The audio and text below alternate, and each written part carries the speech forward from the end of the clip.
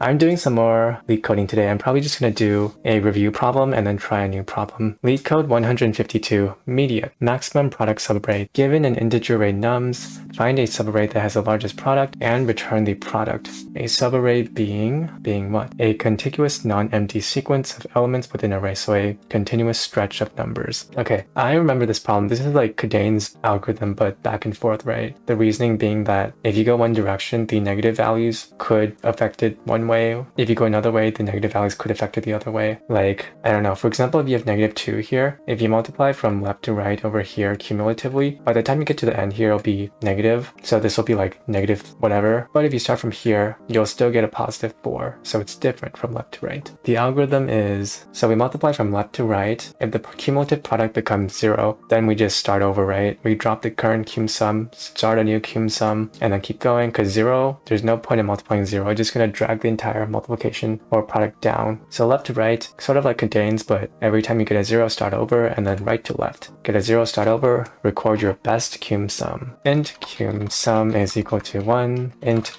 best cum sum is equal to what? Math.min value, so that any value will override it immediately. And then we'll go from left to right. For int I is equal to 0, I is less than nums.length, I plus plus. Okay, and then we update our cum sum, right? Cum sum times equals the current number, so nums I. And then we update our best cum sum is equal to math.max. We either take our current best cum sum or we take the current cum sum, whichever one is better. And then as always, we said earlier, if the current cum sum is equal to 0, then we start over. Cum sum is back equal to 1, so the next time we multiply it, it will just take the next number. Alright, and then we take this whole chunker and then we copy paste it. Now we have to start from right to left. So cum sum is back equal to 1. We're going to start from the end this time. So I is equal to nums.length minus 1, because we're 1 off from,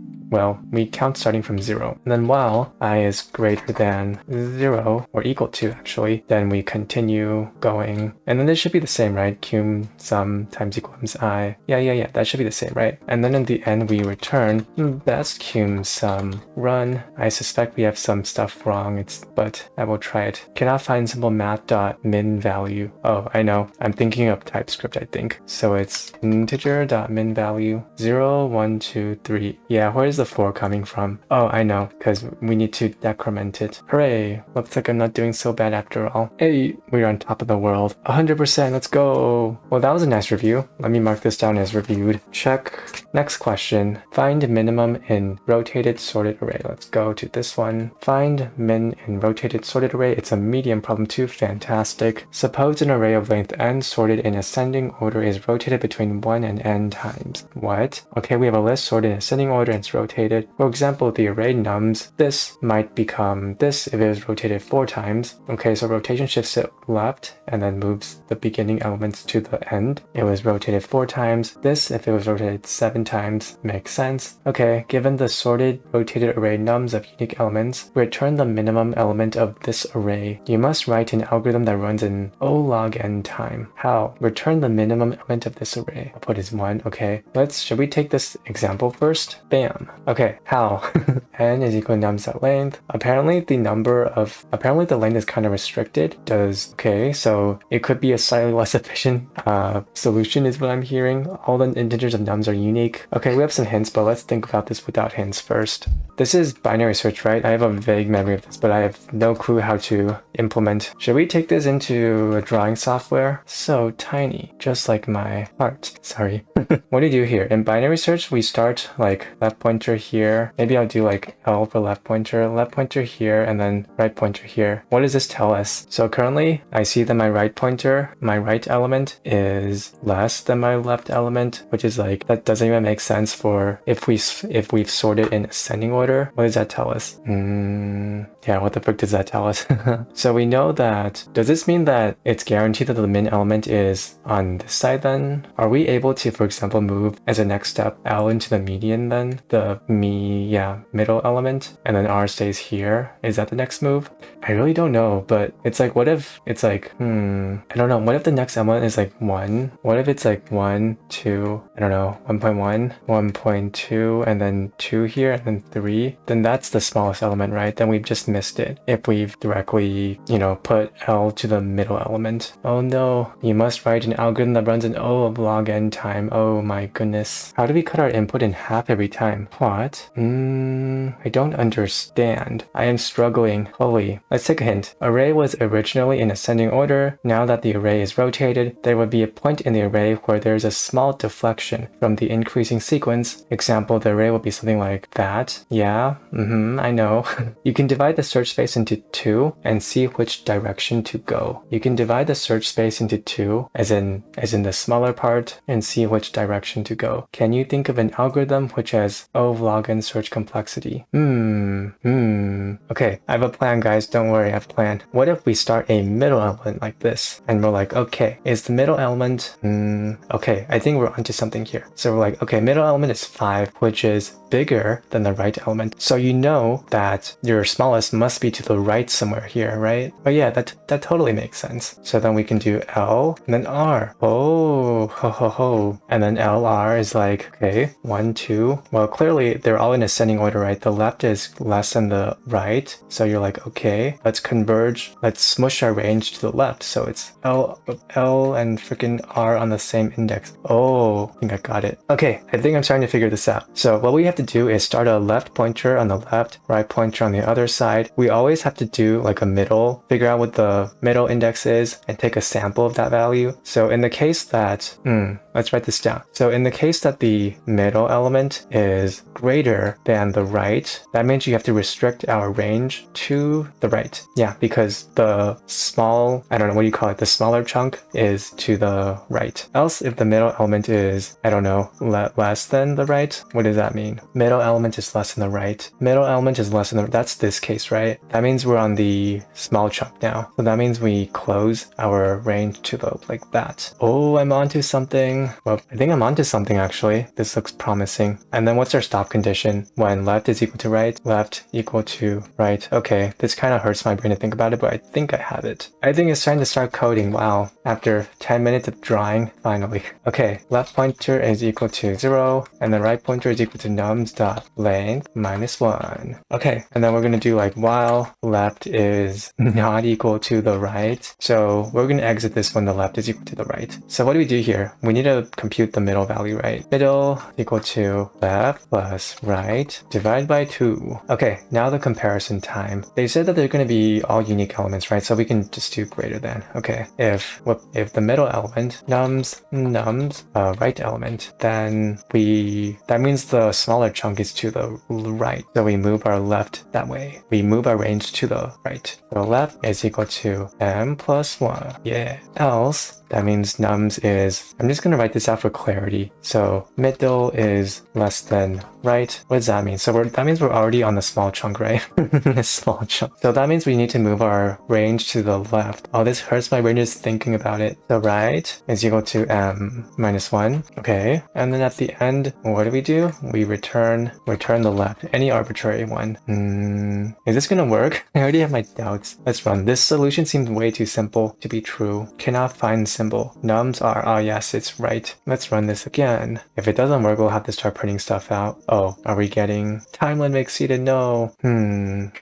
Why? We're getting an infinite loop somehow, and I don't know where. While the left is not equal to the right, m is equal to... Alright, time to start printing stuff out. When in doubt, print stuff out. Decreasing right. Alright, show me where this infinite loop here is, please. Toby says the verbosity of Java would kill me.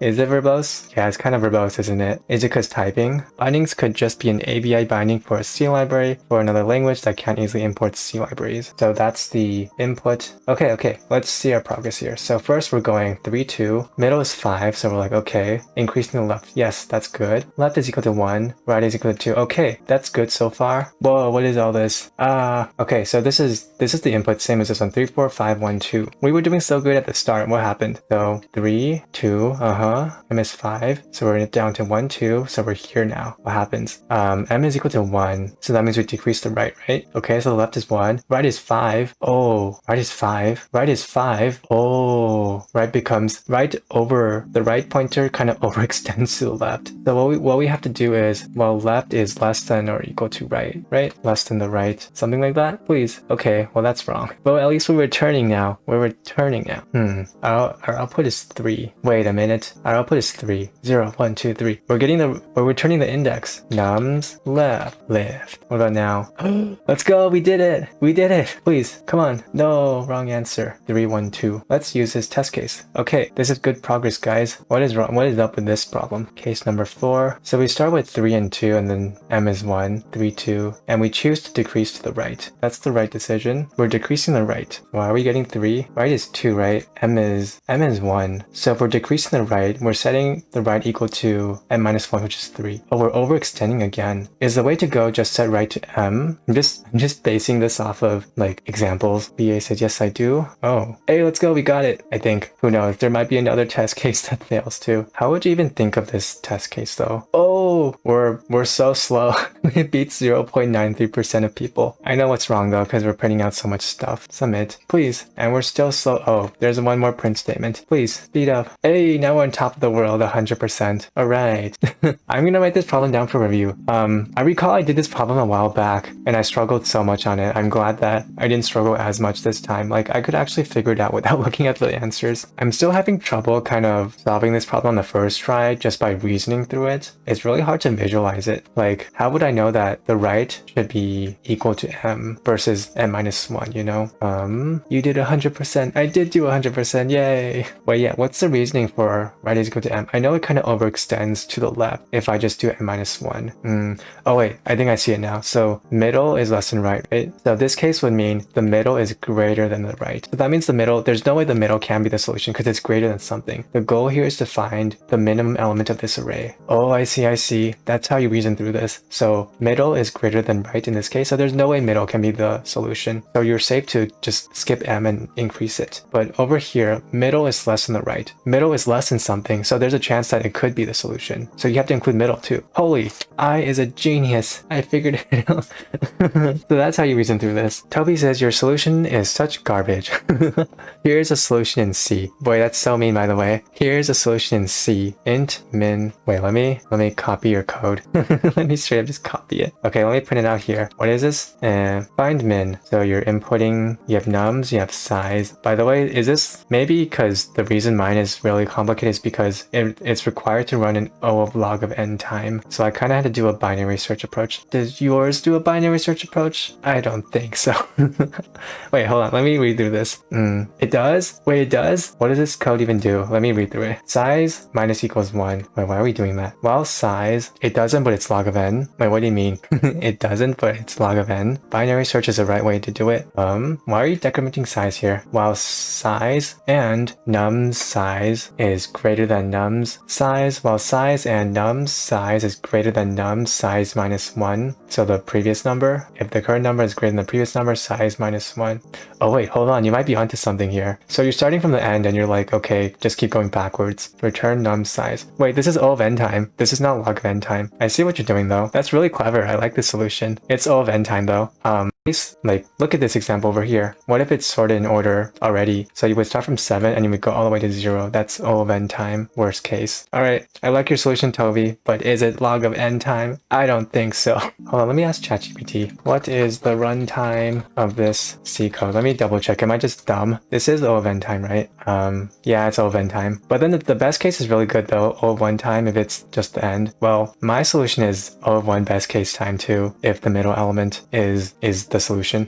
Wait, is it? Wait, no, my solution is slower. I always have to make L and R converge. So it's probably still like, yeah, it's worst case, best case, still log n time. But yeah, this is really interesting though. Your solution has a really, really good best case time, but a really bad worst case time. I guess it's like trade-offs, you know? If you know that it's always going to be rotated in a way where, I don't know, the least number is going to be towards the end, your solution is going to be really good in that case. Wow, Toby, speaking to me so condescendingly in the first place, huh? Calling my solution garbage, huh? But your solution, well, it's pretty good, but is it log event time? I don't think so, Toby. Calling my solution garbage, huh? Huh? How dare you? Toby says, pick a problem so we can do it at once, and sorry for saying that, I got a little carried away. Oh, it's okay, it's okay. I'm just kidding. I thought it was funny. I like your solution though. Also, you want me to pick a problem so we can do it at once? I'm about to hop off actually. It's 12 a.m. my time. I already said this was the last problem. Maybe if you hop on next time, we can do a problem together. I'll probably lose though. You seem like a very seasoned programmer. Hey, I'm not doing this because I am afraid of losing. I'm pretty sure I will lose. It's 12 a.m. my time. But yeah, I will lose to you on Saturday. I'm in PST time. I stream 10 a.m.s on Saturdays PST. Yeah. Anyways, nice meeting you, Toby. I'll see you later. Bye. Calling my solution garbage, huh? Wow, the balls.